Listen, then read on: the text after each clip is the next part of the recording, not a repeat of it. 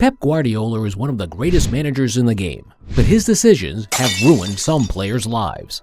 See, while Pep was at Barcelona, he created one of the best teams in the world. But while he signed some world-class ballers, he also bought some huge flops too. But first up is one of the greatest fullbacks of all time. Back in 2009, Pep was finally in his first full season as the new manager, and he knew he needed to make a big statement at the club. But instead of going for the mega names in the market, he decided to focus on someone else, this young kid from Brazil who was making huge waves in Sevilla, Dani Alves. Pep and Barca splashed the cash and brought Alves to the club, and he turned out to become a legend. Alves won every possible trophy at Barca, and after leaving them in 2017, he joined Juventus, PSG, Sao Paulo, and even Corinthians. But now his current job has stunned the whole world because he is playing for Prison FC. Yep, Dani got convicted for a rape case a few months back, and now he's in prison waiting to get jail time. That's sad, man, but at least Dani was able to make an impact at Barca. This next dude disappeared completely. When Pep brought Alexander Heb, the fans were really excited. See, everyone knew Heb had talent, and now at a club like Barca, people legit thought he was going to dominate and hit the next level, but it never happened. Heb only made 19 appearances in 4 years, and after leaving Barca, he's now back in his hometown of Belarus, playing for Wisła Minsk Rayon. Heb's 38 now.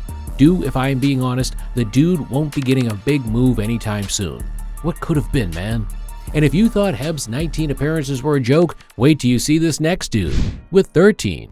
When Martin Caceres joined Pep and his team, people had high hopes for him, but just like Heb, nothing major happened. In fact, Caceres only made 13 appearances in 3 years. What the hell, bro? He eventually left to join Sevilla in 2011, and his career has been one wild ride. From almost getting relegated with Southampton to winning Serie A twice with Juventus, the dude has seen everything. These days, he's balling for Fiorentina. Pretty sure Caceres wishes he at least had the career of Seydou Keita had. Keita joined Barcelona from Sevilla in 2008 as a backup, but over time the dude showed he could ball, and ball hard too. Even though he didn't play much, Keita was a super important part of Pep's overall team. He even bagged a La Liga hat-trick. Keita left in 2012 and played for Valencia and AS Roma, and had a loan spell at El Giash before retiring in 2017. Nah, this dude was alright, man. But unlike all the others, Pep's next signing was so bizarre it shocked everyone. Enrique. You don't know him? Yeah, me too, because the dude never even played for Barca. Enrique cost Pep 8 million euros from Palmeiras in 2008, but he never even made a single official appearance. He had a couple of loan moves at Bayer Leverkusen, Racing Santander, and Palmeiras. Enrique currently plays for Al Ittihad Kalba in the UAE, and on the plus side, at least he's made an official appearance there. If Enrique never even put on the Barca shirt officially, this next baller retired with it as a legend. Gerard Piqué. In his prime, he was a beast.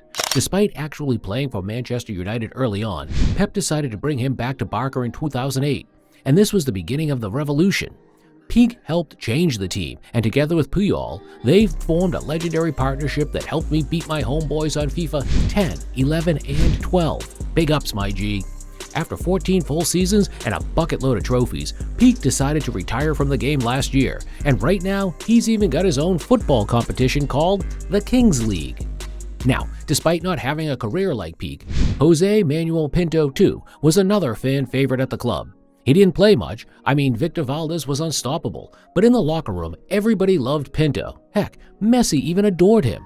He retired in 2014, and the fans still have a soft spot for him. After this was the 2009-10 season, and Pep was determined to start off with a bang, and there was no better way than to get the god from Milan, Zlatan Ibrahimovic. Now, in terms of the numbers, Zlatan wasn't bad at Barca at all. In 29 league games, Zlatan bagged 16 goals, including a winner against Real Madrid, but his relationship with Pep was horrible, and after just one season, Pep sold Zlatan to Milan. To make it worse, Zlatan came as a part of a swap deal with Samuel Eto's going to Inter, and Eto's won the treble in his first season. Zlatan didn't let the disappointment stop him though, and he went on to become a legend at PSG. Played for Manchester United, LA Galaxy, and he's still balling for AC Milan at 41. Following Zlatan, the next dude coming in was Dmitro Chigrinsky.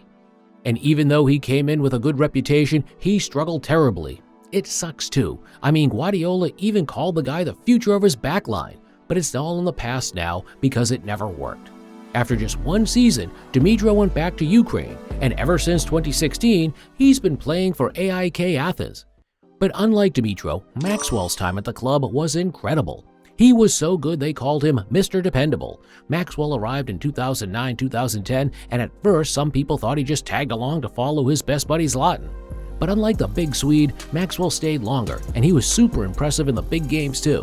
He eventually left 3 years later, and yep, he went on to meet with Zlatan at PSG. Seriously, are these two bros or what? Oh, I kinda get it now. See, the thing is, Maxwell got Zlatan hooked onto Mr. Football's channel and even got him to subscribe, and he's been watching ever since. That's why they're so close.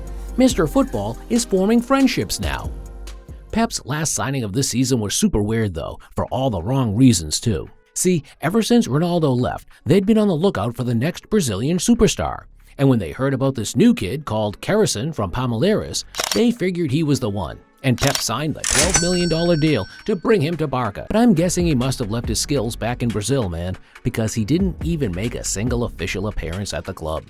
Went on loan for 4 years and returned back to Brazil at the end of his contract. Now in 2010-2011, Pep was determined to learn from his mistakes. His Barca team got knocked out of the Champions League semifinals, and this time he was determined to go all the way. But he knew he needed a couple more pieces to complete the puzzle, and that's where this dude came in. David Villa. I mean, Barca was probably the world at the time, but Villa came and somehow made him even better.